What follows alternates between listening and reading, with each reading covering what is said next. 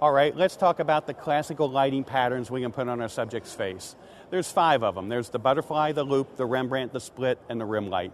The rim light isn't so much as a lighting pattern as more of an accent light. But let's talk about the butterfly lighting pattern first.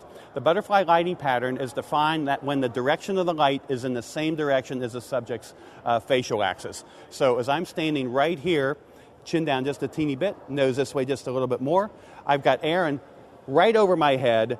She's going to throw the light right down on my bride, and chin down a little bit more for me. There we go. All righty. And now when I look at the image, I see just a little butterfly shadow right under her nose, and that's why we call it butterfly lighting. Now, in our earlier series of videos, when we were talking about our single on-camera flash, we talked about the flash dead on, we talked about it bouncing off the ceiling, we talked about this stuff here, and we kind of described this as not the optimum direction of light. Well, why is that? Because, well, basically it's creating a butterfly lighting pattern on the subject's face, and I don't think that's the most flattering. Why do I say that? Butterfly lighting is illuminating from cheek to cheek. It's illuminating the broadest part of the face when we're illuminating our subjects. Well, what we're doing is we're actually adding a little bit of weight to our subject's face.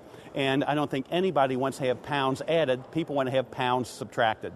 So I don't like the butterfly lighting pattern. Now you say, hold on one second, David. There's a lot of people that use butterfly lighting pattern in their photography, like the fashion guys. Well, Scavullo may have used butterfly lighting on his models, but his models were not my typical brides that I photograph on weekend weddings. I mean, we're all different sizes and shapes and everything else. On a wedding day, we're not photographing Scavullo's models. So the butterfly lighting pattern is something that I'm not going to use.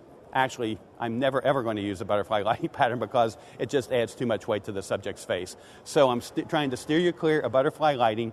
As we talked about with our on-camera flash, one of our earlier series of video training tapes, we talked about that's what we wanted to do. We wanted to get the light coming in from another direction to create that loop lighting pattern.